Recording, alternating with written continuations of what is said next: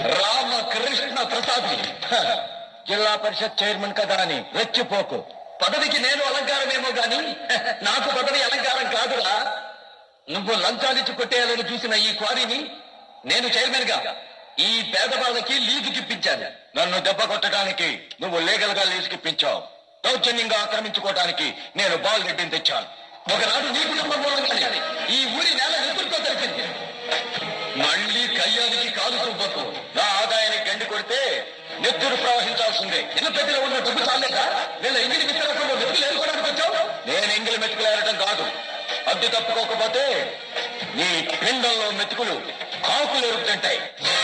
నన్ను చంపగల మగాడు మనగాడు ఈ సీమలో ఇంకా పుట్టలేదురా.